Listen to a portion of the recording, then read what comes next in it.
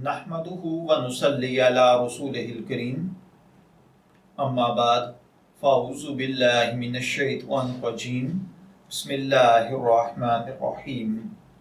अस्सलामु अलैकुम dear viewers, आपके फेवरेट इस्लामिक इंफॉर्मेटिव चैनल से मैं हूँ शब्बीर अहमद।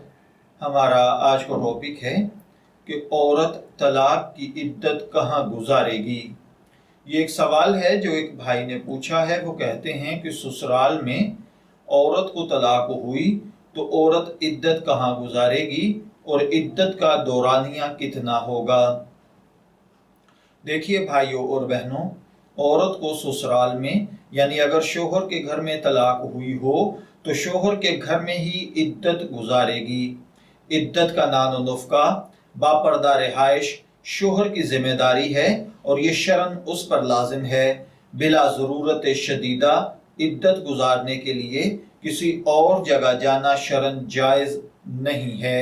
हाँ, अगर अशद ज़रूरत हो, मसलन घर बिल्कुल मुनहदिम हो चुका हो, औरत को घर से निकाल दिया जाए, औरत की जान माल इज्जत को ख़तरा हो, उमूमन शोहर बाज़-औक़ात गुस्से के अंदर बैक वक्त 3 तलाक़ें दे देता है, तो इन 3 तलाक़ों की वजह से बाज़ औक़ात तीनों तलाक़ें वाक़े हो चुकी होती हैं।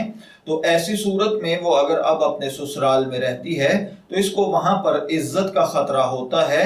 लोग ब्लैकमेल करना शुरू कर देते हैं, तलाक नहीं हुई, लोग फतवे लेने पहुंच जाते हैं, तलाक नहीं हुई, और फिर औलाद के लिए या वैसे ही ज़माना क्या कहेगा, औरत शोहर के साथ रहने पर रजामंद हो जाती है।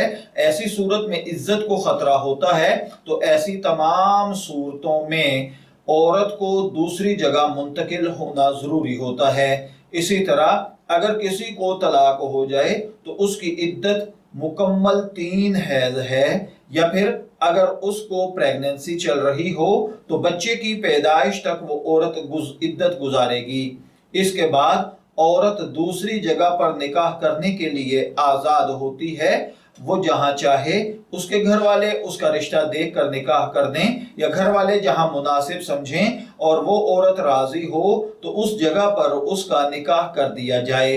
मैं दुआगो हूं कि अल्लाह ताला हमें इन बातों को समझकर इनके मुताबिक अमल करने की तौफीक अता फरमाए। शब्बीर अहमद को इजाज़त दीजिए, फिर हाजिर होंगे किसी नए टॉपिक के साथ। तब तक के लिए अल्लाह हाफिज।